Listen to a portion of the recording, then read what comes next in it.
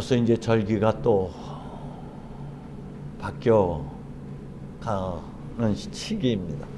다가오는 수요일은 사순대제가 시작되는 사순대제 수요일입니다. 성공회는 전통적으로 사순 직전주일에 주님의 변모 사건을 다루도록 안내하고 있습니다. 가톨릭에서는 사순 2주 때에 이 변모 사건을 다룹니다.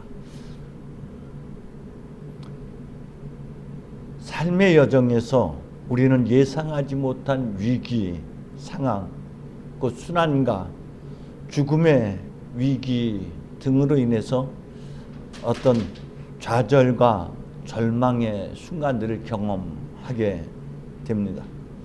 이러한 암흑, 어둠 혹은 광야의 시기를 전례력에서는 사순 시기라고 말할 수가 있습니다. 사순 시기는 고난의 때, 어둠의 때, 암흑의 때, 시련과 고난의 때를 상징적으로 담고 있는 것이고, 우리가 삶에서 그런 위기 상황을 경험할 때가 바로 그런 사순 기간이라고 말할 수가 있습니다. 사람들은 하나님께 귀해서 주님의 말씀에 따라 믿음의 여정을 걷게 되면은 고생 끝 행복 시작이라고 생각하는 경우가 참 많습니다. 그리고 때때로 여러 가지 어려움을 겪을 때마다 저 사람 하늘 앞에 뭔가 잘못했어라는 왜곡된 인식을 할 때도 가끔은 있습니다. 그러나 하나님이 결코 그렇게 말씀하지 않습니다. 하나님의 영광을 위하여 저가 소경되었다라고 말씀하고 있죠. 그리고 주님은 우리에게 그렇게도 말씀하십니다. 반드시 누구나 고난은 겪어야만 한다는 것이죠. 고난이 없이는 부활이 없고 고난이 없으면 영광에 다다를 수 없다고 말씀하십니다. 순환과 죽음은 목적지가 아니라 여정일 뿐이고, 목적지는 하나님을 만나는 것이고, 하나님을 만남으로 우리의 삶의 변화, 곧 한처음 하나님께서 보시니 참 좋았다 했던 그 모습을 되찾는 것이 목적지가 되는 것이죠. 우리가 입당 선거하면서 제대 앞에 나오는 것, 제대는 어떤 것입니까? 우리가 죽음의 자리에, 그래서 나 없음의 자리. 근데 없음으로 존재하는 하나님의 비로소 본래의 나를 되찾는 자리가 우리가 갖고 있는 움켜잡은 모든 탐욕과 분노와 어리석음, 무지를 내려놓을 때 다시 보신이 좋았다 했던 그 모습을 되찾게 되는 것이죠. 왜 우리가 믿음의 여행에서 이런 좌절과 절망의 위기 상황을 겪어야만 하는지, 그러한 위기 상황을 우리가 어떻게 대처하고 극복해야 하는지, 그러한 순환과 죽음의 위기가 우리에게 가져다주는 영향, 미치는 영향은 무엇인지를 말하고 있는 것이 오늘 주님의 변모 사건입니다. 그것에 대한 답이 주님의 거룩한 변화인 것이죠. 오늘 복음 말씀을 시작하면서 이 말씀을 하신 뒤 여드레쯤 지나서라고 표현합니다. 마테오와 마르코에서는 엿새 후라고 표현하고 있습니다. 말하고자 강조하고자 하는 부분이 약간의 차이가 있기 때문에 그렇습니다. 어쨌든 한편으로는 다른 복음서에서는 예수님께서 길을 가시다가 길 위에서 너희는 나를 누구라 하느냐라고 물으셨다면은, 누가복음에서는 예수께서 혼자 기도하시다가 제자들에게 물으신 것으로 안내하고 있습니다.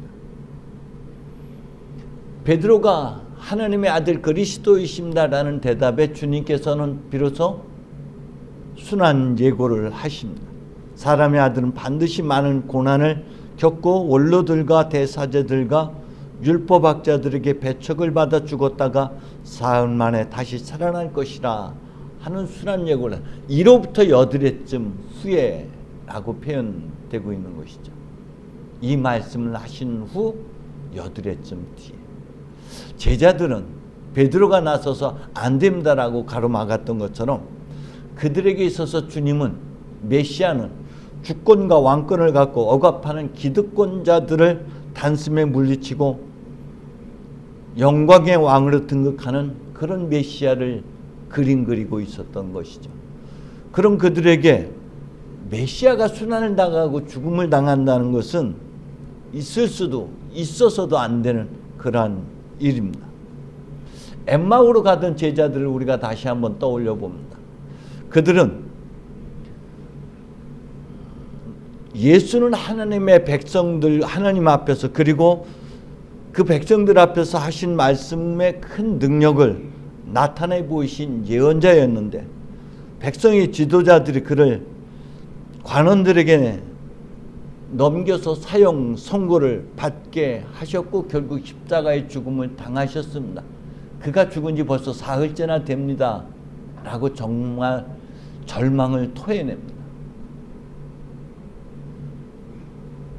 순환과 죽음이라는 것은 이처럼 좌절과 절망의 늪으로 빠지게도 합니다. 앞으로 겪게 될, 또 겪어야만 하는, 반드시 겪어야만 하는 그런 순환과 죽음 앞에서, 죽음을 앞두고 주님께서는 제자들에게 거기가 목적지가 아니야.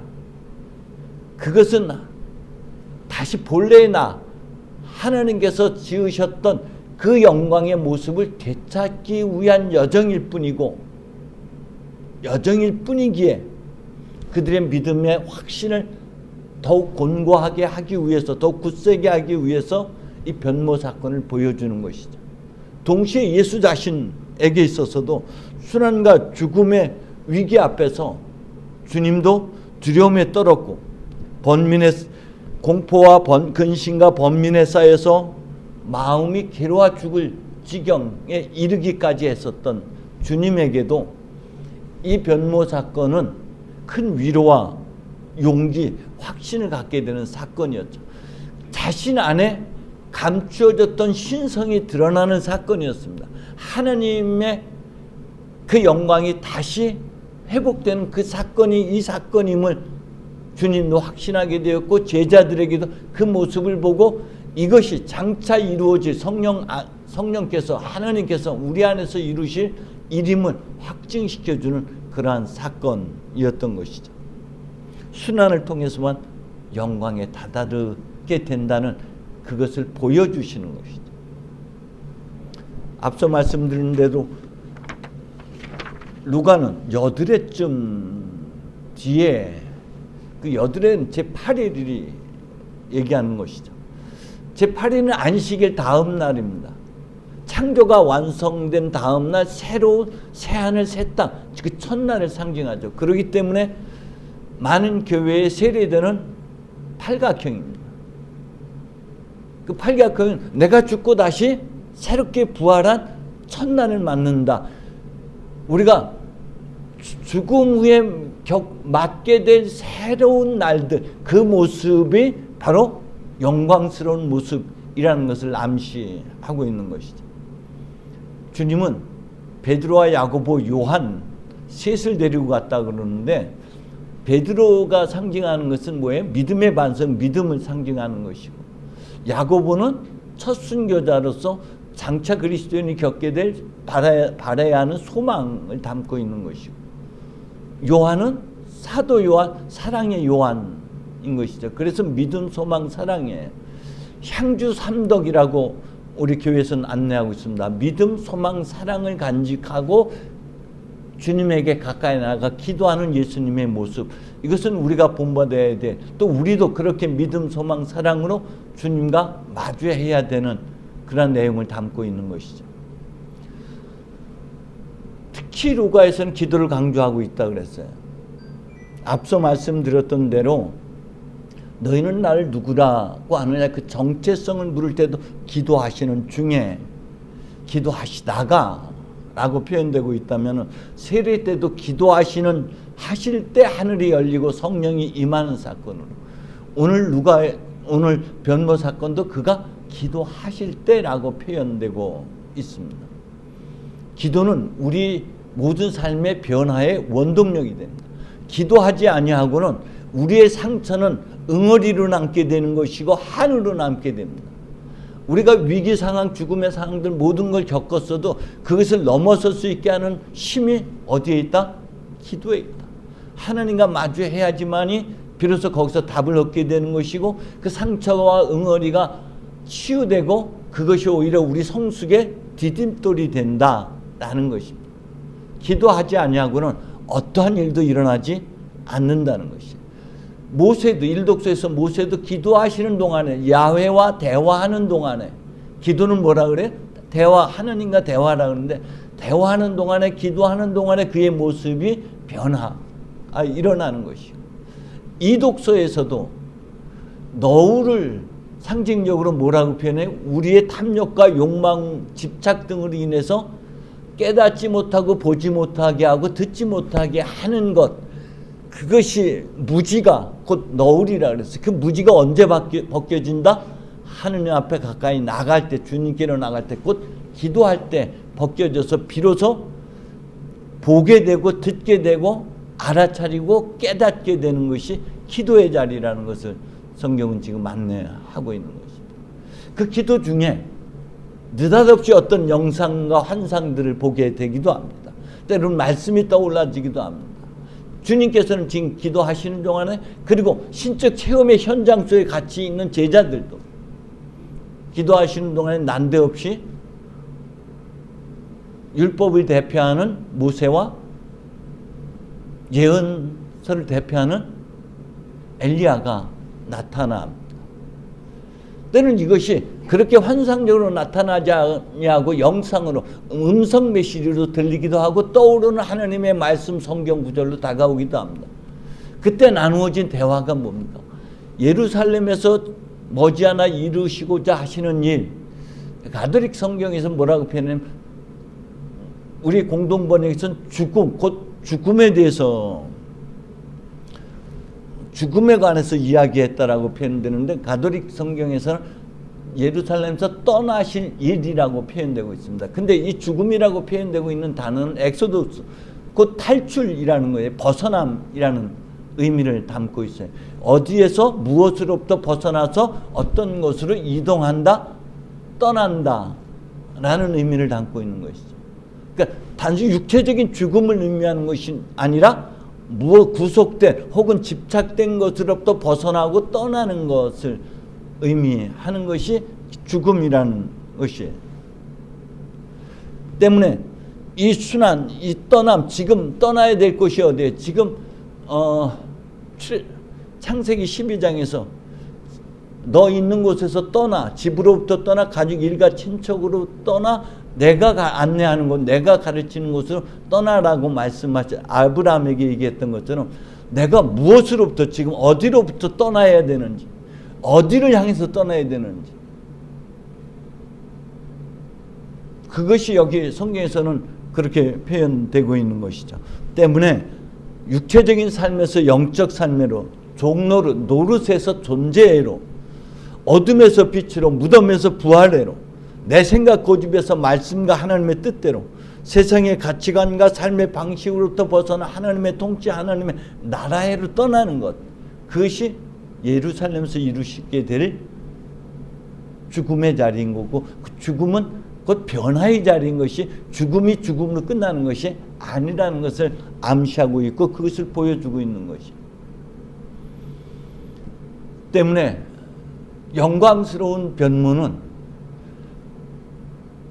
내 안에 감춰져 있었던, 그리고 예수님 안에 예수님께서 본래부터 갖고 있었던 하나님의 영광, 하나님의 본질, 하나님의 신성이 드러나는 것이 변모 사건인 것이고, 또한 그 변모 사건은 우리에게 있어서는 이 신적 체험을 통해서 우리에게 일어나는 변모는 사도 바울이 오늘 고린도후서를 통해서 말씀하고 있는 대로 영광스러우면서 더욱 영광스러움으로, 그게 뭐예요? 본래 하나님의 모습대로 창조된 우리 안에 우리의 집착과 결핍으로 인해서 가려졌던, 숨겨졌던 그 본질, 그 하나님의 영광, 하나님의 모습이 드러나는 것이, 그것이 변모 사건이라는 것이. 그러니까 이 변문은 예수에게만 일어나는 것이 아니라 이것이 우리를 가리키고 있는 것이 너희도 장차 이 모습을 회복, 이게 한 처음의 모습의 회복인 것이죠. 무엇이 이렇게 가져다 줘요? 무엇이 우리를 변화시켜줘요? 시련, 순환, 고통, 괴로움 등이. 그렇다면 우리가 삶의 여정에서 겪게 되는 시련과 고난과 위기 상황들은 하나님의 손길로 본다면, 하나님의 관점에서 본다면 그거는 덕지덕지 붙어있던 우리의 집착과 탐욕과 욕망들을 떼어내는 것이고, 본래 하나님이 지었던 그 본래의 나를 다시금 빚어내는 빚음의 손길이라는 거예요. 사순절을 우리가 왜 겪어야 돼요? 본래의 나를 되찾아가는 여정이에요. 그렇기 때문에 우리가 시련과 고난과 위기 상황에서 그것이 끝이려니 하고 거기에 머물러서 통곡하고 좌절하고 절망할 것이 아니라 이것은 하나님의 손길이 지금 내 안에 와 닿은 것이고, 이게 은혜의 사건인 것이고, 비록 견디기 고통스러운 이 순간이지만 하나님의 손길이 맞닿아 있는 자리야. 그렇기 때문에 지금 하나님의 손길에서 나는 빚어져서 또 다른 모습, 본래의 나, 더 성숙한 나로 빚어낸 하나님의 손길이라는 것을 알아차려야 되는 것이죠. 그렇기 때문에 우리가 순환의 때, 고난의 때, 위기 상황에서 주님의 영광을 바라봐야 되는 것이죠. 본래 내가 하나님 모신 좋아했던 그 모습을 되찾아가는 것임을 우리가 알아차리고, 원망과 좌절과 절망에 몸부림칠 것이 아니라 그 안에서 하나님의 뜻이 무엇인지, 지금 내 안에서 떨어져 나가야 될 것들이 무엇인지, 내가 이 떨어져 나갔을 때 입어야 될 본래의 나의 영광스러운 모습은, 그것을 그 단어가 생각이 안 나는데, 당신 그 옛날 교수님한테 배웠던 그 장차의 그 모습을 그려놓는 것, 그걸 바라보고 그러니까 예를 들어 살을 빼고자 하는 사람들이 입어야 할 아주 날씬한 옷에 그 그림을 그려놓고 그것을 계속 보면서 암시하는 것이죠. 그것을 우리가 사순절 기간에 고난의 때, 위기의 때 계속 그것을 바라봐야 되는, 장차의 영광을 바라보면서 오늘을 이겨내는 것, 지금의 이 때에 또 다른 하나님의 손길, 하나님의 자비, 사랑을 알아차리는 것, 그 고난의 때에 또다시 하나님께서 말씀으로 사는 존재를 빚어가는 그 은총, 그 은혜, 그 사랑, 거기 있었던 그 사랑, 거기 여전히 있어요. 그런데 내가 그걸 보지 못했던, 감춰졌던 그것을 알아차리는 그런 은총의 시간으로 우리가 변모시킨다면은 지금의 고난은 은혜인 것이죠. 고난이 없다는 것이 문제인 것이고요. 그리스도인들에게 있어서 여러 가지 순환과 죽음의 위기 상황들은 하나님의 또 다른 사랑의 은총, 또 다른 빚음의 손길이라는 것 우리가 기억하면서 사순절 기간을 잘 말씀에 따라 안내하는 묵상을 잘 우리가 곱씹어 간다면은 어느 순간 우리가 예상하지 못했던, 감히 상상치도 못했던 성숙한 우리의 모습을 발견하게 될 줄로 믿습니다. 성부와 성자와 성령의 이름으로. 아멘.